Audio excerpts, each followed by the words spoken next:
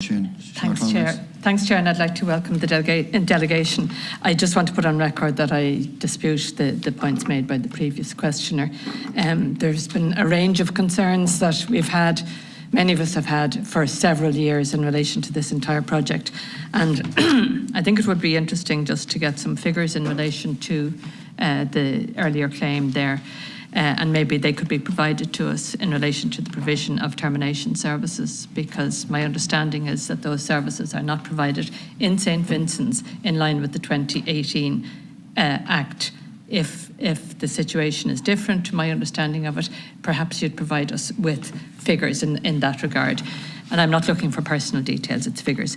So look, I just want to go back, Minister, first of all, to comments that you made in an earlier reply about the Cabinet meeting on Tuesday of last week. And you said that the decision was taken to open up the issue prior to the Cabinet meeting.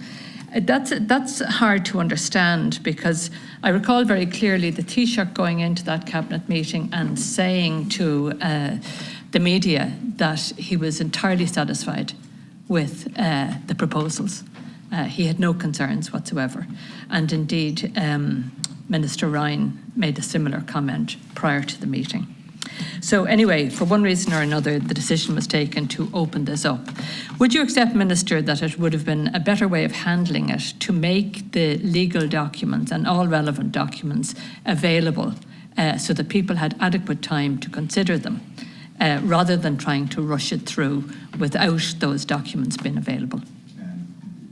Thanks, Deputy. I think that's exactly what we're doing now. If I could just, Chair, pick up on one thing. I think Deputy Shortall is disputing that we have witnesses here who perform terminations in St. Vincent's, disputing that they are telling the truth. I think that's what has just been said. Could we get clarity on that? What I said is, I'm curious to know about terminations being carried out in line with the 2018 Act. You're not disputing that they are carried out, though, are you? And what I said, many of us have been looking for details in relation to the scale of that work. And it would be helpful if we had that. Of course, but can I just check, you do accept that they are carried out, do you? Oh, in certain circumstances. In St. Vincent's?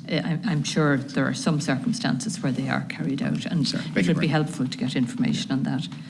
So wouldn't it have been better, Minister, rather than trying to rush this through the Cabinet last week, if you had made the legal documents available to the rest of us who have a duty to scrutinise government decisions?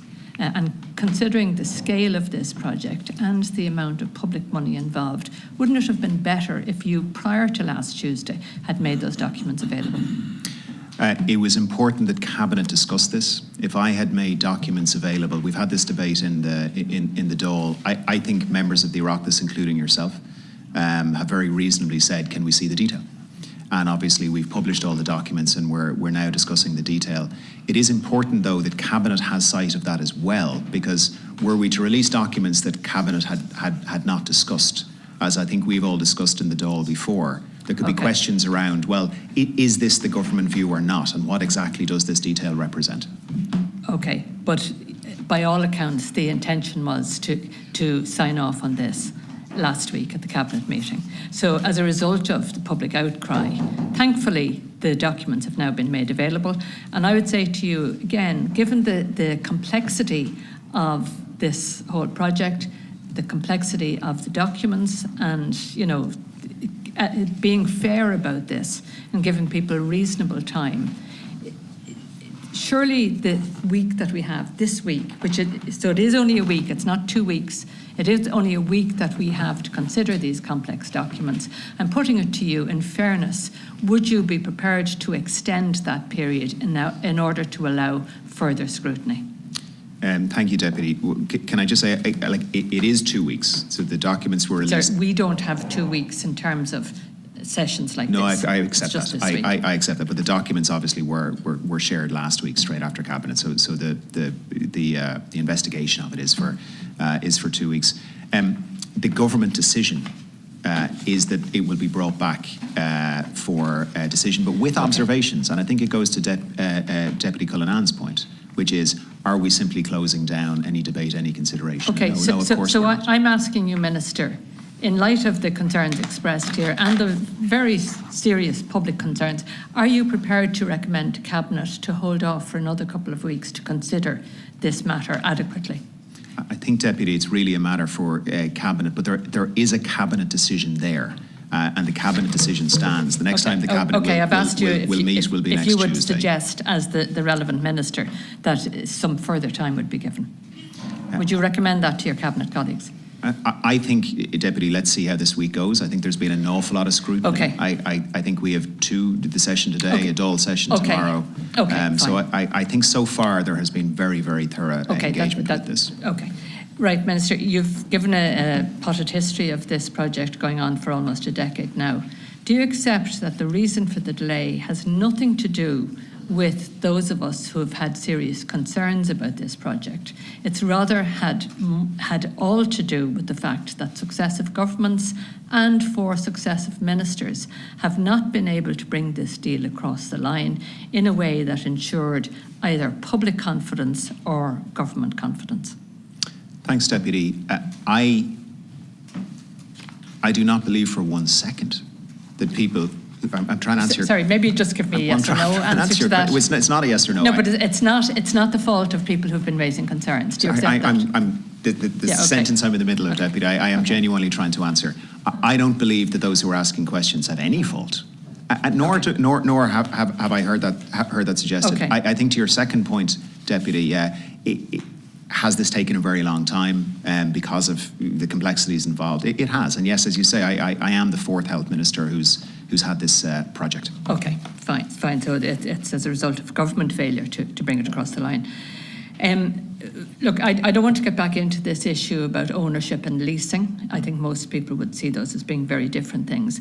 But I am going to ask you about a claim that you've made repeatedly in relation to the state owning the hospital and whether this actually stands up to any kind of scrutiny. And I'm going to put it to you that the first schedule of the lease agreement states in black and white that St Vincent's Healthcare Group are the owners, and Section 4 of that agreement outlines that the site and the hospital are being leased to the state.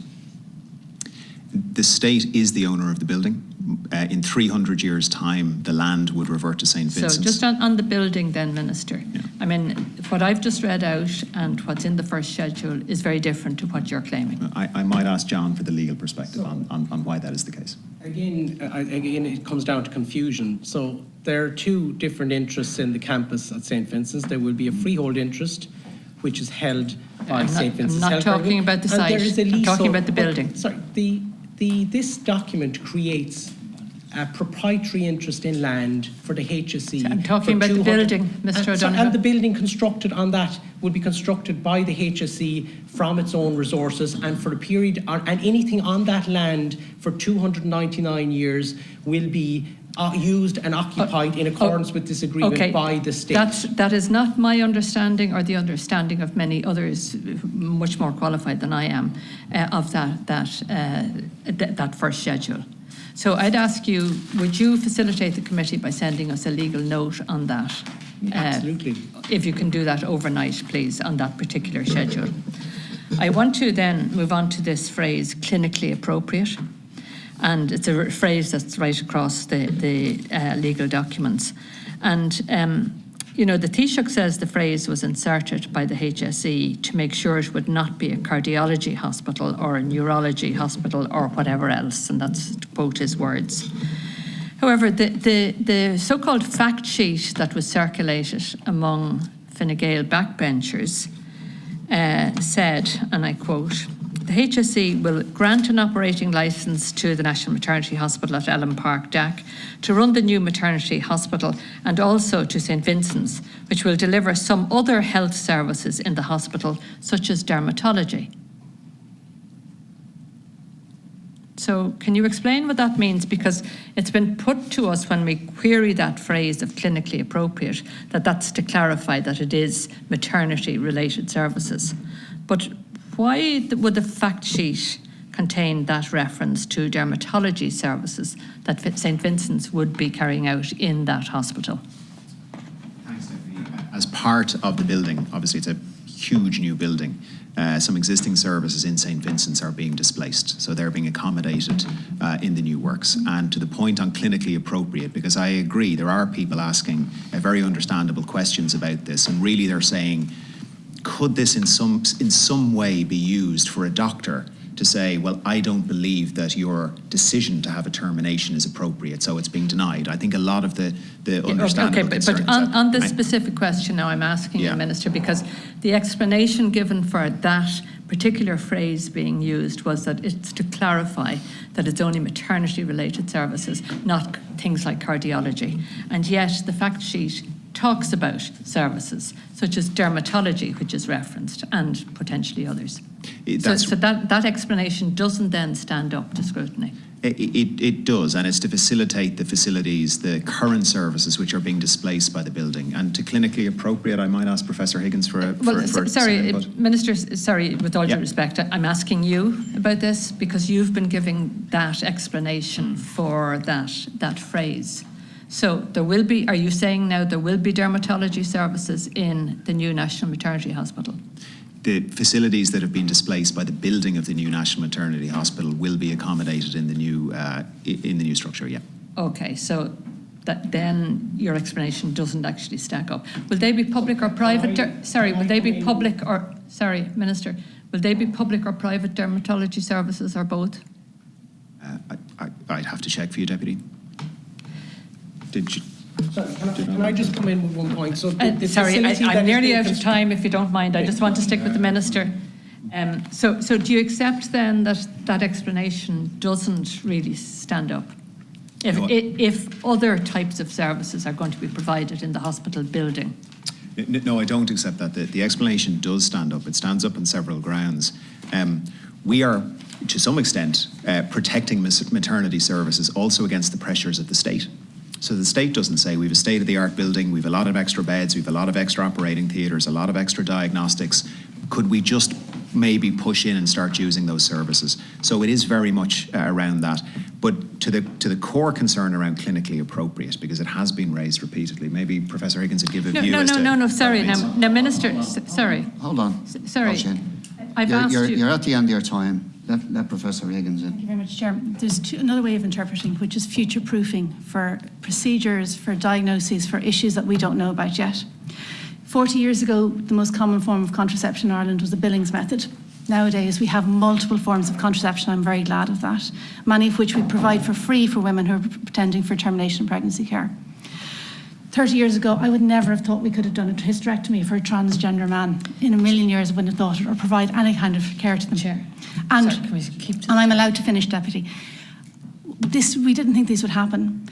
20 years ago, if someone had an accreta, they had a hysterectomy. Now we're doing actually uterine preserving surgery.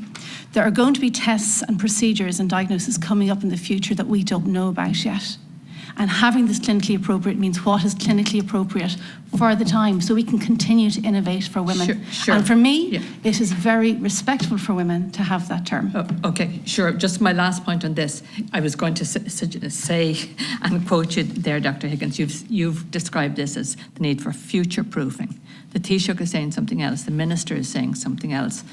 And, you know, it is easy to list the services that will be provided and to qualify that by saying not, but not limited to, which would future-proof the provision of services. Now, can I just check? Sorry, my final point is this.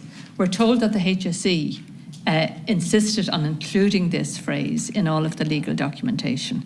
It is a very, very problematic phrase, and the likelihood is it will be challenged in court on several occasions over the next 300 years. Now, in view of that, are you prepared to revisit that issue? Is the HSE prepared to withdraw its insistence on the inclusion of that and come up with a phrase that will be absolutely crystal clear in relation to the services that will be provided? Because there are many legal people, and there are people, many medics as well, who are seriously concerned about that phrase. So are you prepared to contemplate the removal of that phrase and replacing it with an agreed form of words? Thank you very much, Deputy. The advice we have from the HSE and from the clinicians is that the phrase matters. It matters in terms of services, And it matters in terms of the services provided and protecting those services, that it does matter.